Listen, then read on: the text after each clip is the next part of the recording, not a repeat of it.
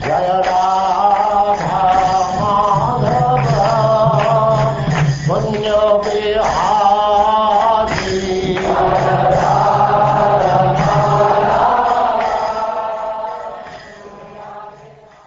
And now Chapter 7. Lord Shiva saves the universe by drinking poison.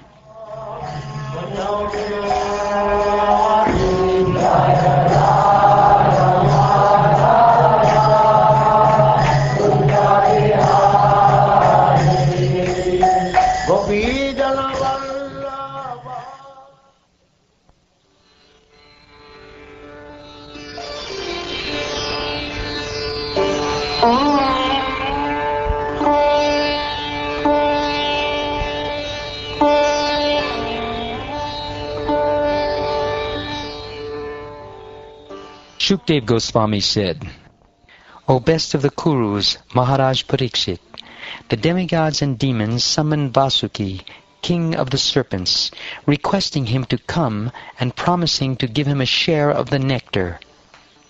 They coiled Vasuki around Mandara mountain as a churning rope, and with great pleasure they endeavored to produce nectar by churning the ocean of milk. The personality of Godhead, Ajita, grasped the front portion of the snake, and then the demigods followed. The leaders of the demons thought it unwise to hold the tail, the inauspicious portion of the snake. Instead, they wanted to hold the front, which had been taken by the personality of Godhead and the demigods, because that portion was auspicious and glorious. Thus the demons, on the plea that they were all highly advanced students of Vedic knowledge, and were all famous for their birth and activities, protested that they wanted to hold the front of the snake. Thus the demons remained silent, opposing the desire of the demigods. Seeing the demons and understanding their motive, the personality of Godhead smiled. Without discussion, he immediately accepted their proposal by grasping the tail of the snake, and the demigods followed him. After thus adjusting how the snake was to be held, the sons of Kashyapa, both demigods and demons, began their activities, desiring to get nectar by churning the ocean of milk.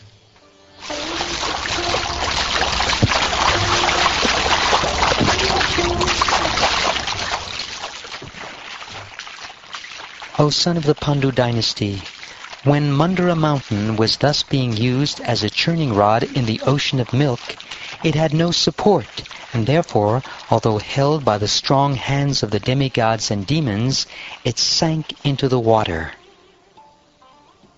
Because the mountain had been sunk by the strength of providence, the demigods and demons were disappointed, and their faces seemed to shrivel.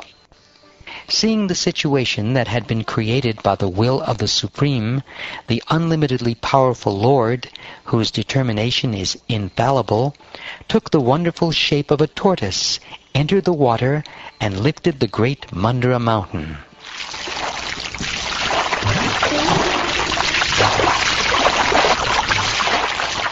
When the demigods and demons saw that Mandara mountain had been lifted, they were enlivened and encouraged to begin churning again.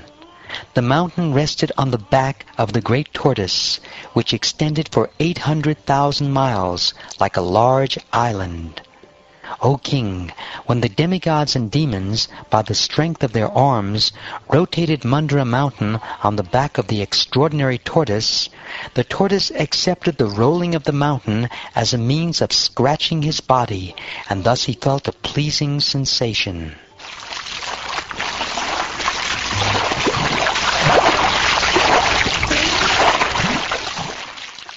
Thereafter Lord Vishnu entered the demons as the quality of passion, the demigods as the quality of goodness, and Vasuki as the quality of ignorance, to encourage them and increase their various types of strength and energy. Manifesting himself with thousands of hands, the Lord then appeared on the summit of Mandara mountain, like another great mountain, and held Mandara mountain with one hand. In the upper planetary systems, Lord Brahma and Lord Shiva, along with Indra, king of heaven, and other demigods, offered prayers to the Lord and showered flowers upon him. The demigods and demons worked almost madly for the nectar, encouraged by the Lord, who was above and below the mountain, and who had entered the demigods, the demons, Vasuki, and the mountain itself. Because of the strength of the demigods and demons, the ocean of milk was so powerfully agitated that all the alligators in the water were very much perturbed. Nonetheless, the churning of the ocean continued in this way.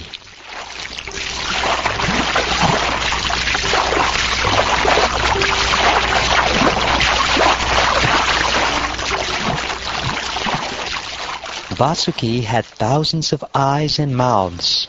From his mouths he breathed smoke and blazing fire, which affected the demons headed by Poloma, Kaleya, Bali, and Ilbala. Thus the demons, who appeared like sarala trees burned by a forest fire, gradually became powerless. Because the demigods were also affected by the blazing breath of Vasuki, their bodily lustres diminished, and their garments, garlands, weapons, and faces were blackened by smoke. However, by the grace of the Supreme Personality of Godhead, clouds appeared on the sea, pouring torrents of rain, and breezes blew, carrying particles of water from the sea waves to give the demigods relief.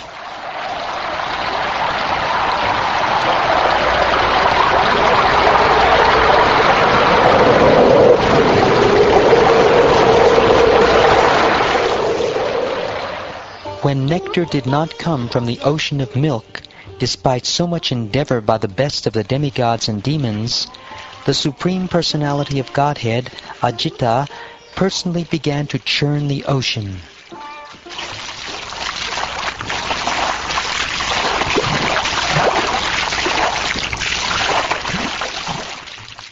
The Lord appeared like a blackish cloud.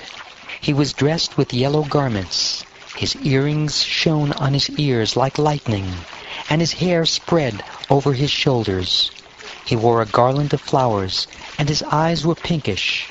With his strong, glorious arms, which award fearlessness throughout the universe, he took hold of Vasuki and began churning the ocean, using Mandara mountain as a churning rod. When engaged in this way, the Lord appeared like a beautifully situated mountain named Indranila. The fish, sharks, tortoises, and snakes were most agitated and perturbed. The entire ocean became turbulent, and even the large aquatic animals like whales, water elephants, crocodiles, and Timingala fish, or large whales that can swallow small whales, came to the surface. While the ocean was being churned in this way, it first produced a fiercely dangerous poison called hala hala. O King, when that uncontrollable poison was forcefully spreading up and down in all directions, all the demigods, along with the Lord himself, approached Lord Shiva, or Sadashiva. Feeling unsheltered and very much afraid, they sought shelter of him. The demigods observed Lord Shiva sitting on the summit of Kailas hill with his wife, Bhavani, for the auspicious development of the three worlds. He was being worshipped by great saintly persons desiring liberation. The demigods offered him their obeisances and prayers with great respect.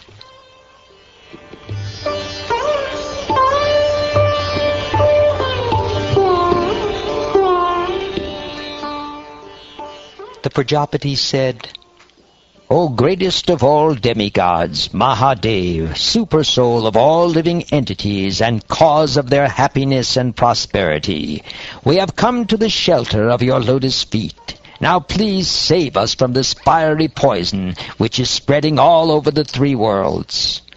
O Lord, you are the cause of bondage and liberation of the entire universe, because you are its ruler. Those who are advanced in spiritual consciousness surrender unto you, and therefore you are the cause of mitigating their distresses, and you are also the cause of their liberation. We therefore worship your lordship. O Lord, You are self-effulgent and supreme. You create this material world by your personal energy, and you assume the names Brahma, Vishnu, and Maheshvara when you act in creation, maintenance, and annihilation. You are the cause of all causes, the self-effulgent, inconceivable, impersonal Brahman, which is originally Para-Brahman. You manifest various potencies in this cosmic manifestation. O Lord, you are the original source of Vedic literature. You are the original cause of material creation, the life force, the senses, the 5 elements, the 3 modes, and the Mahatattva. You are eternal time, determination, and the 2 religious systems called truth, or Satya, and truthfulness, or Rita. You are the shelter of the syllable Om, which consists of 3 letters, A-U-M. O Father of all planets, learned scholars know that fire is your mouth, the surface of the globe is your lotus feet, eternal time is your movement, all the directions are your ears, and Varuna, master of the waters, is your tongue.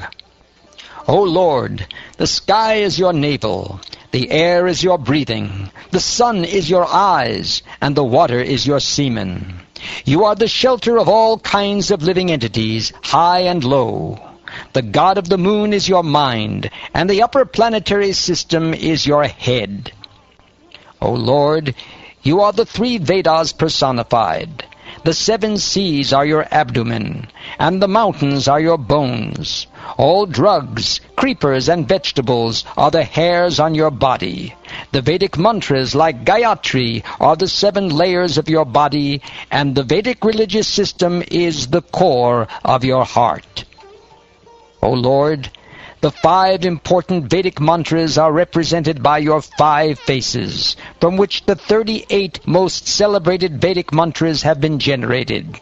Your lordship, being celebrated as Lord Shiva, is self-illuminated. You are directly situated as the supreme truth, known as Paramatma. O Lord, your shadow is seen in irreligion, which brings about varieties of irreligious creations.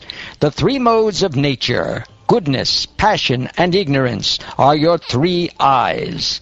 All of the Vedic literatures, which are full of verses, are emanations from you, because their compilers wrote the various scriptures after receiving your glance. O Lord Girisha, since the impersonal Brahman effulgence is transcendental to the material modes of goodness, passion, and ignorance, the various directors of this material world certainly cannot appreciate it or even know where it is. It is not understandable even to Lord Brahma, Lord Vishnu, or the King of Heaven, Mahendra. When annihilation is performed by the flames and sparks emanating from your eyes, the entire creation is burned to ashes. Nonetheless, you do not know how this happens. What then is to be said of your destroying the Daksha Yagya, Tripurasura, and the Kalakuta poison? Such activities cannot be subject matters for prayers offered to you. Exalted, self-satisfied persons who preach to the entire world think of your lotus feet constantly within their hearts. However, when persons who do not know your austerity see you moving with Uma, they misunderstand you to be lusty, or when they see you wandering in the crematorium, they mistakenly think that you are ferocious and envious. Certainly they are shameless. They cannot understand your activities. Even personalities like Lord Brahma and other demigods cannot understand your position, for you are beyond the moving and non-moving creation. Since no one can understand you in truth, how can one offer you prayers? It is impossible. As far as we are concerned, we are creatures of Lord Brahma's creation. Under the circumstances, therefore, we cannot offer you adequate prayers, but as far as our ability allows, we have expressed our feelings. O greatest of all rulers, Your actual identity is impossible for us to understand. As far as we can see, your presence brings flourishing happiness to everyone. Beyond this, no one can appreciate your activities. We can see this much and nothing more.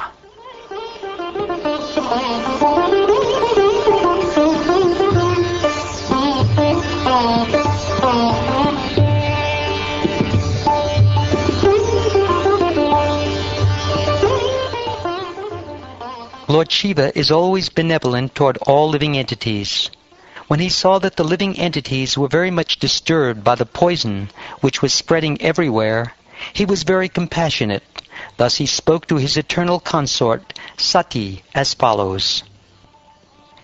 My dear Bhavani, just see how all these living entities have been placed in danger because of the poison produced from the churning of the ocean of milk. It is my duty to give protection and safety to all living entities struggling for existence. Certainly it is the duty of the Master to protect his suffering dependents. People in general, being bewildered by the illusory energy of the Supreme Personality of Godhead, are always engaged in animosity toward one another. But devotees, even at the risk of their own temporary lives, try to save them. My dear gentle wife, Bhavani, when one performs benevolent activities for others, the Supreme Personality of Godhead, Hari, is very pleased. And when the Lord is pleased, I am also pleased, along with all other living creatures. Therefore, let me drink this poison, for all the living entities may thus become happy because of me.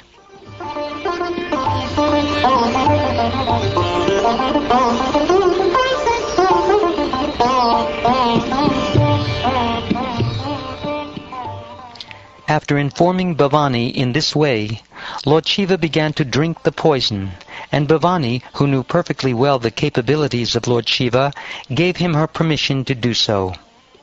Thereafter, Lord Shiva, who is dedicated to auspicious, benevolent work for humanity, compassionately took the whole quantity of poison in his palm and drank it. As if in defamation, the poison born from the ocean of milk manifested its potency by marking Lord Shiva's neck with a bluish line. That line, however, is now accepted as an ornament of the Lord. It is said that great personalities almost always accept voluntary suffering because of the suffering of people in general. This is considered the highest method of worshipping the Supreme Personality of Godhead, who is present in everyone's heart. Upon hearing of this act, everyone, including Bhavani, the daughter of Maharaj Daksha, Lord Brahma, Lord Vishnu, and the people in general, very highly praised this deed performed by Lord Shiva, who is worshipped by the demigods, and who bestows benedictions upon the people. Scorpions, cobras, poisonous drugs, and other animals whose bites are poisonous took the opportunity to drink whatever little poison had fallen and scattered from Lord Shiva's hand while he was drinking.